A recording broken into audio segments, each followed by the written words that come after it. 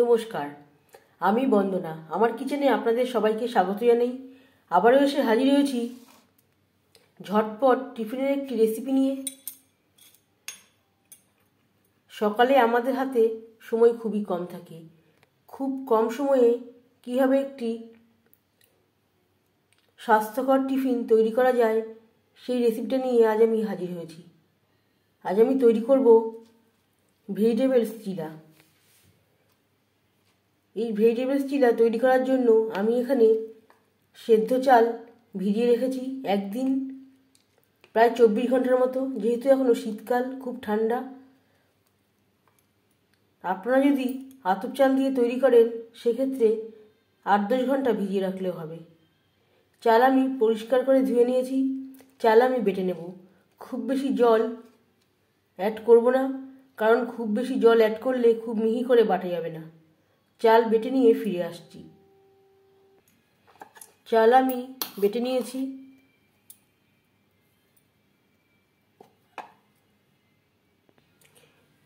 একটা বোলে আমি ট্রান্সফার করে নিয়েছি। খুবই ঘন হয়েছে। এবার দিয়ে দেব মিক্সচারের জারটা ধুয়ে জল।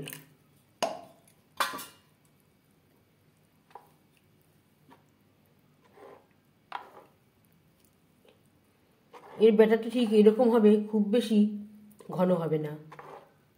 ধোসার ব্যাটারের মতো একটু পাতলা হবে।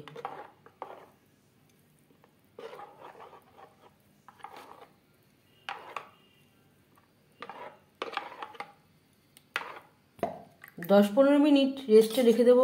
এর মধ্যে আমি সবজি কেটে নেব। সবজি আমি কেটে নিয়েছি।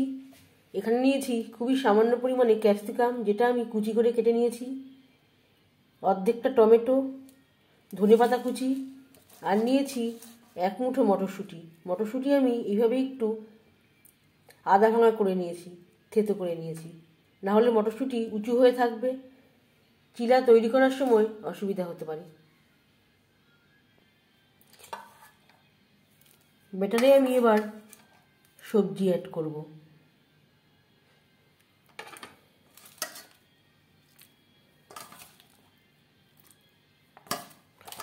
আপনারা আপনাদের ইচ্ছে অনুযায়ী সবজি অ্যাড করতে পারেন।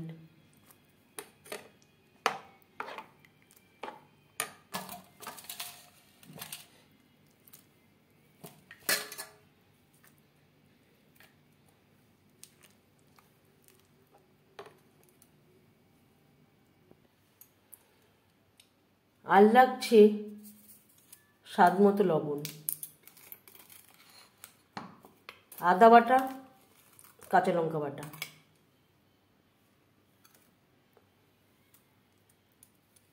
আদা ও কাঁচা লঙ্কা আপনারা গ্রেট করে বা কুচি করেও ব্যবহার করতে পারেন।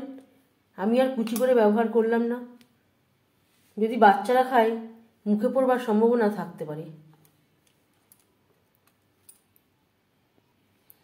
আর লাগছে ভাজা জিরে ও ধনের গুঁড়ো। আপনারা গোটা জিরেও ব্যবহার করতে পারেন।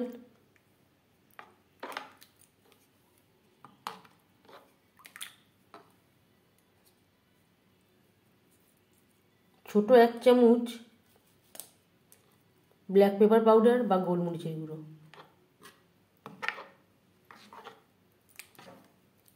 বেশ ভালো করে মিক্সড করে দেব।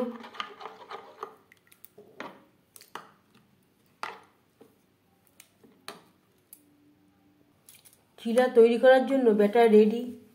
আমি একটা বাটিতে নিয়ে নিয়েছি। এইভাবে তৈরি করলে প্রত্যেকটা চিলা একই মাপের তৈরি হবে। ননস্টিকের তাওয়ায় আমি তেল নিয়ে নিয়েছি। এবার এইভাবে একটু বেগুনের বোটার সাহায্যে তেল লাগিয়ে নেব। আপনারা চাইলে তেল ব্রাশও করে নিতে পারেন। হাই ফ্লেমে আমি তাওয়া গরম করে নিয়েছি। চিলা তৈরি করব লো ফ্লেমে।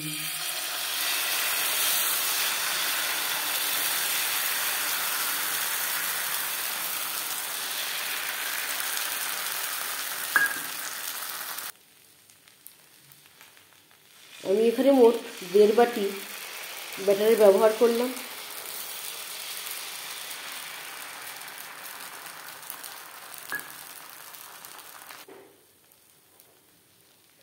যতক্ষণ না পর্যন্ত ড্রাই হয়ে আসে এইভাবে একটু ঢেকে দেব।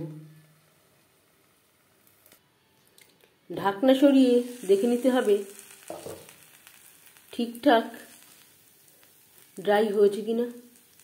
হাতে লেগে যাচ্ছে, আবারও ঢেকে দেব।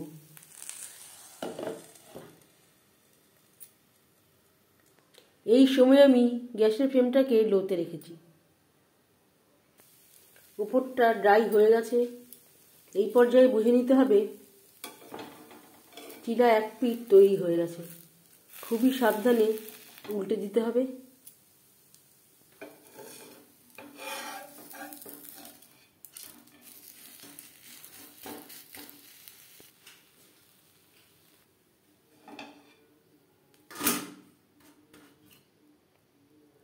এই রেসিপিটি মাঝে মধ্যে ট্রাই করতে পারেন।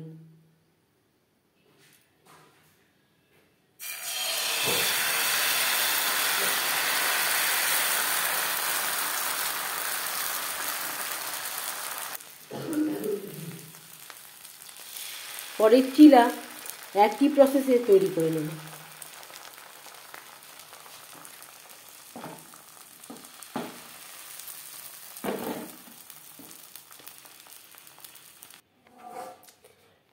একটা প্লেটে সার্ভ করে দিয়েছি।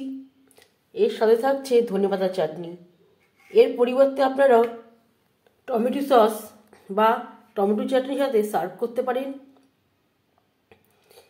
এই চিলার রেসিপিটি কেমন লাগলো অবশ্যই জানাবেন কমেন্টের মাধ্যমে। যদি এই রেসিপিটি ভালো লেগে থাকে লাইক করবেন, শেয়ার করবেন, সাবস্ক্রাইব করবেন আমার চ্যানেলটিকে, বেল আইকনটা ক্লিক করে দেবেন। আপনারা সবাই খুব খুব ভালো থাকবেন। ধন্যবাদ।